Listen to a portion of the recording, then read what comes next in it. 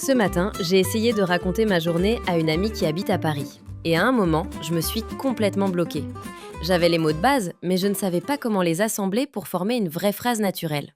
C'est exactement ce moment-là qui est le plus frustrant, non? Tu as les pièces du puzzle, mais tu ne sais pas comment les connecter pour que ça sonne comme une vraie conversation. Exactement. Et pourtant, raconter sa journée, c'est la conversation la plus courante qui existe, entre amis, en famille, au travail. Bonjour tout le monde, je suis Chloé. Et moi, c'est Lucas. Bienvenue sur Talk Frenchy, le podcast pour apprendre à parler français de façon naturelle et confiante. Aujourd'hui, on va voir comment raconter sa journée en français. Pas avec des formules rigides de manuel scolaire, mais avec les mots et les expressions que les francophones utilisent vraiment. C'est un épisode parfait pour les niveaux A2 et B1.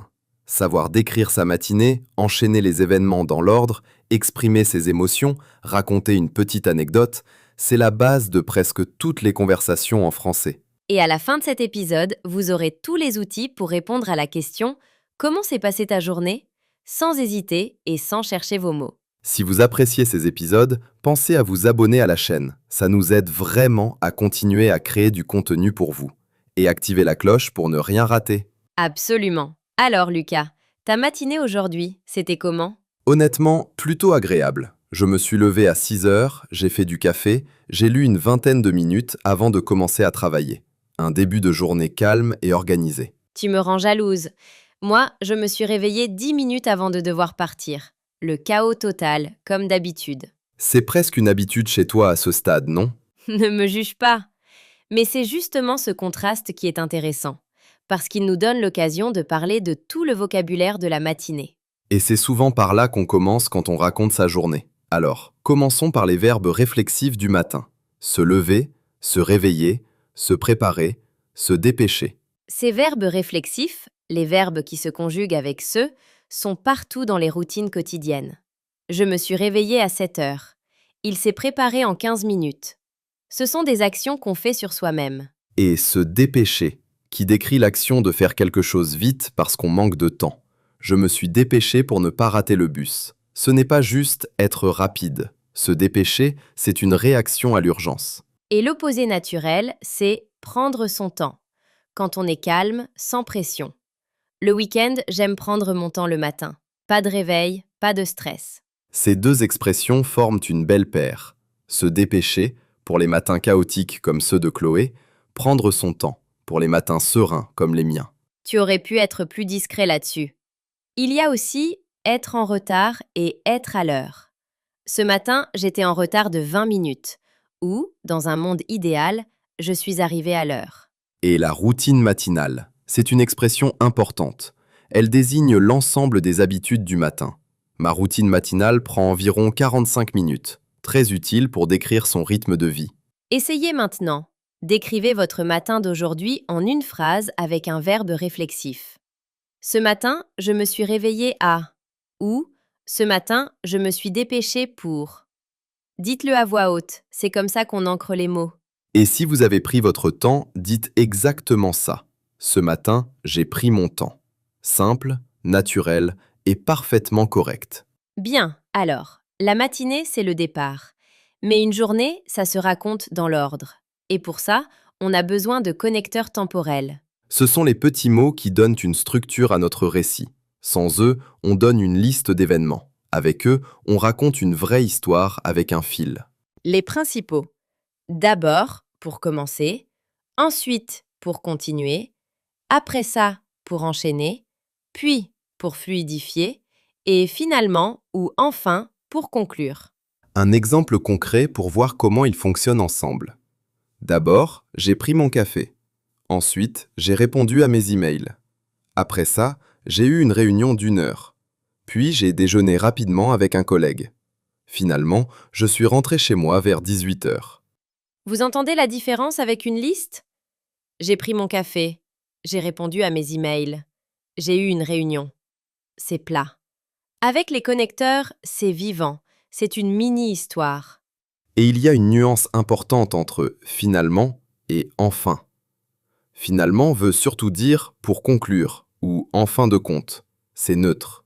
Mais « enfin » avec une certaine intonation, ça exprime le soulagement. Enfin, la réunion est terminée. Là, on sent le soulagement. Finalement, la réunion s'est bien passée. Là, c'est juste une conclusion sans émotion particulière. Et attention, les anglophones font souvent l'erreur de traduire finally par finalement pour exprimer le soulagement. Mais si vous voulez dire I'm finally free, dites enfin, pas finalement. C'est exactement le genre de nuance qui fait la différence entre un français correct et un français naturel. Et maintenant, la question des temps. Pour raconter une journée, on utilise principalement deux temps, le passé composé et l'imparfait. Le passé composé, c'est pour les actions terminées, les événements qui se sont enchaînés. J'ai travaillé, j'ai mangé, j'ai envoyé un message. Une action, puis une autre, puis une autre. L'imparfait, c'est pour les états, les descriptions, l'atmosphère. J'étais fatiguée. Il faisait beau dehors. La salle était pleine de monde. Ce n'est pas une action, c'est le contexte dans lequel les actions se passent. En pratique, on les mélange dans la même histoire. J'ai pris le métro, il y avait un monde fou. Le passé composé pour l'action, l'imparfait pour la situation autour. C'est comme peindre un tableau. Le passé composé, ce sont les personnages en mouvement au premier plan. L'imparfait, c'est l'arrière-plan, la lumière, l'atmosphère. Tentez ça maintenant. Racontez deux événements d'hier avec d'abord et ensuite, et ajoutez un état ou une description avec l'imparfait. Ensuite, j'ai, il faisait ou j'étais. C'est un excellent exercice pour ancrer ces deux temps. On passe souvent trop de temps à les étudier séparément, mais dans une vraie conversation, ils vont toujours ensemble. Et maintenant, on arrive peut-être à la partie la plus importante. Exprimer comment on s'est senti. Parce que raconter une journée sans émotion, c'est un peu comme un plat sans épices. Complètement. Quand quelqu'un vous demande « Comment s'est passée ta journée ?», il ne veut pas juste une liste d'activités. Il veut savoir comment vous avez vécu ça, ce que vous avez ressenti. Commençons par les mots pour la fatigue, parce qu'on la connaît tous. Il y a fatigué, le mot de base, neutre, toujours utile. Puis épuisé, pour insister sur l'intensité. Plus fort que fatigué. J'étais épuisé après cette journée sans pause. Et crever. Voilà peut-être la vraie surprise de cet épisode. Littéralement, crever veut dire éclater, comme un pneu qui crève sur la route. Mais en langage familier, être crevé veut dire être complètement à plat d'énergie, vidé de tout. C'est un mot très fréquent à l'oral, entre amis et en famille. Je suis rentré complètement crevé. Mais attention, dans un email professionnel, vous utiliserez fatigué ou épuisé. Crevé, c'est réservé au registre familier. C'est une distinction de registre importante. Crevé, familier, oral, entre proches. Fatigué ou épuisé, neutre ou formel. À vous de choisir selon la situation. Et il y a débordé, qui ne parle pas de fatigue physique, mais de surcharge. Quand on a trop de choses à gérer et pas assez de temps. J'ai été complètement débordé aujourd'hui. 3 réunions, 2 rapports à rendre et un imprévu en plus. Déborder, c'est le mot de quelqu'un dont l'agenda déborde littéralement. Moi, c'est au moins 2 fois par semaine, je ne vais pas mentir. Et du côté positif, on a en forme, se sentir bien, plein d'énergie. Ce matin, je me suis levé vraiment en forme. C'est le contraire de crever, et hélas, pas toujours garanti. Et soulagé, j'adore ce mot. Ce n'est pas juste content, c'est cette sensation très précise quand une tension disparaît, quand quelque chose de difficile est enfin terminé. Quand ma présentation s'est terminée, j'étais tellement soulagée. Stressé fonctionne aussi. Il vient de l'anglais, mais s'utilise très naturellement en français parlé. J'étais un peu stressé avant mon entretien. Et satisfait, content de ce qu'on a accompli. Plus sobre que heureux, mais plus précis. J'étais vraiment satisfait de ma journée.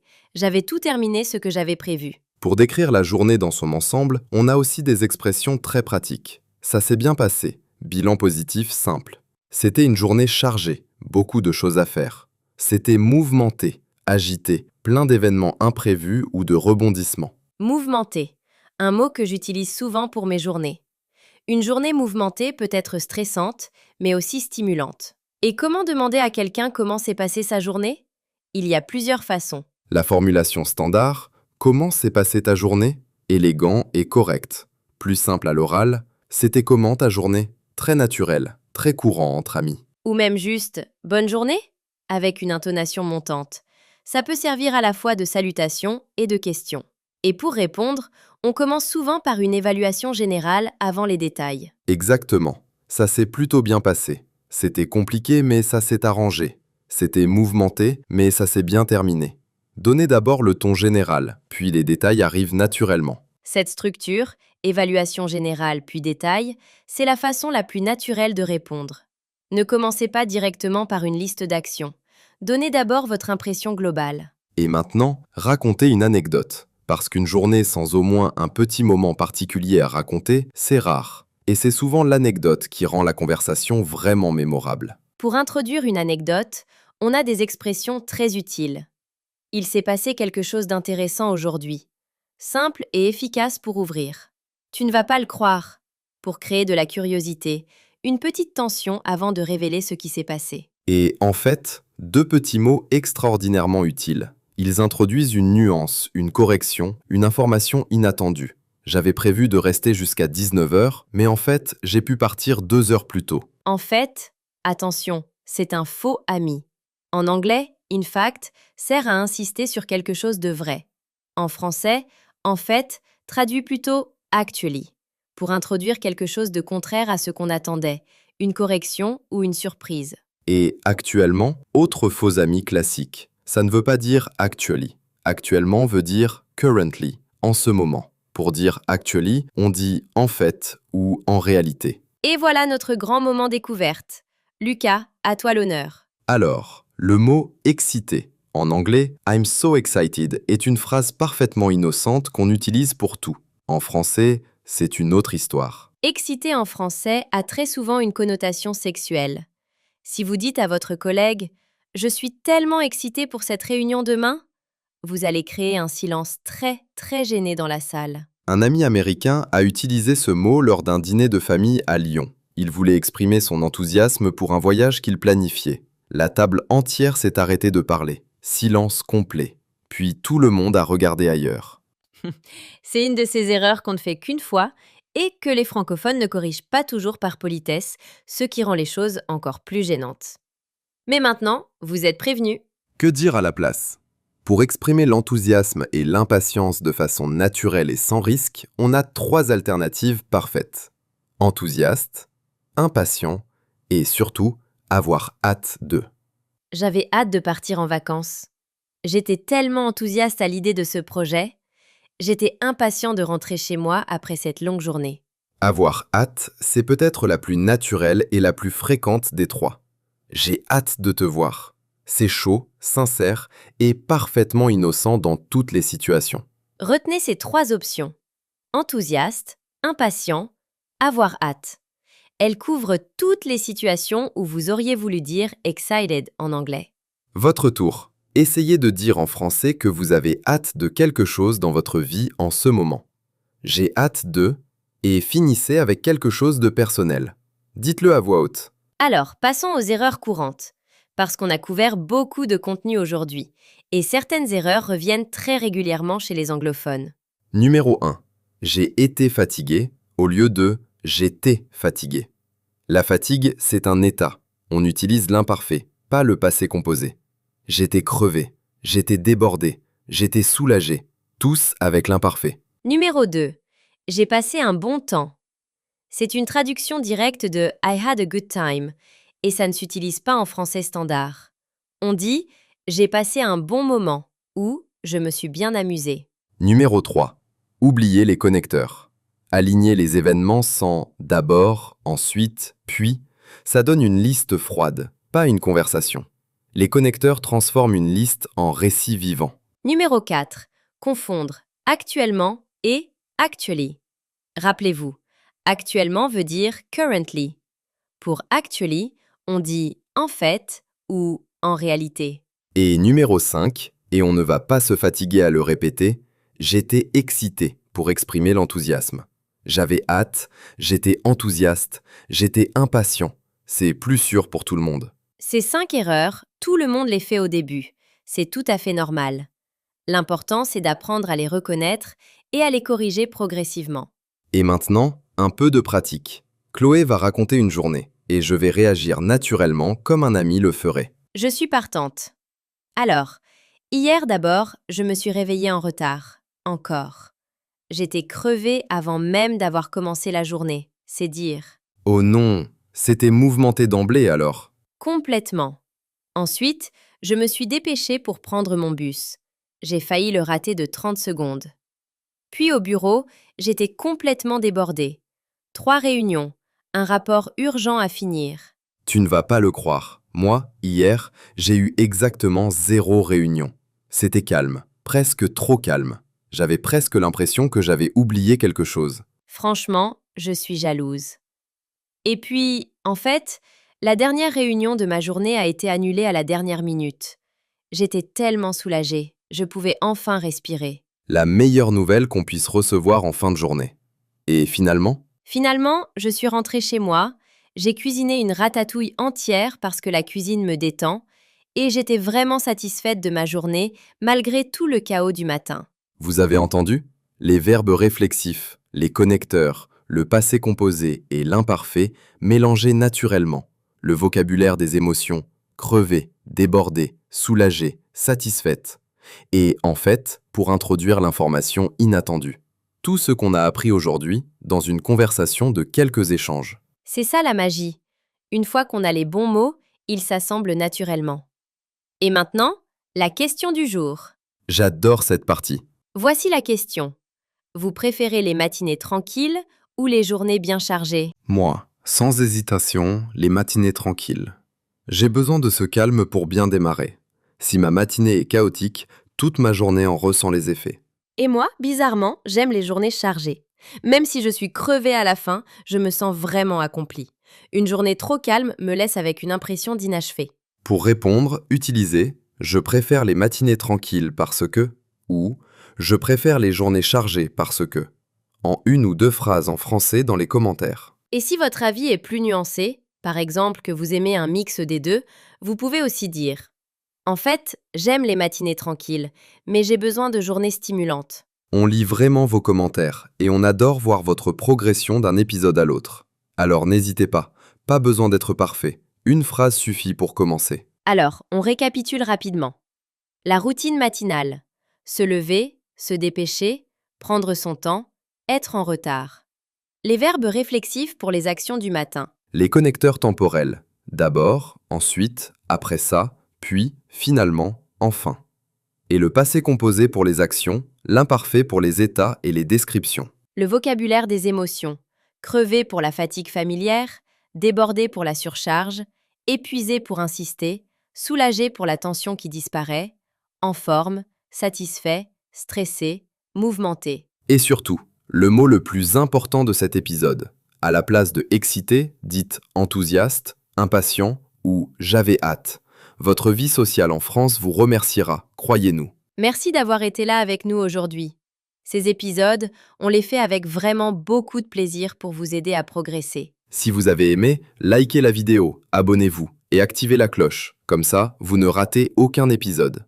Et partagez-le avec quelqu'un qui apprend le français en ce moment. Votre français avance, même si vous ne le voyez pas encore tous les jours. Chaque épisode, chaque phrase, chaque commentaire, tout compte et tout s'accumule. La prochaine fois que quelqu'un vous demande comment s'est passée ta journée, vous aurez exactement les mots qu'il faut. Et vous répondrez avec naturel et confiance. À très bientôt sur Talk Frenchy. Prenez soin de vous et continuez à pratiquer.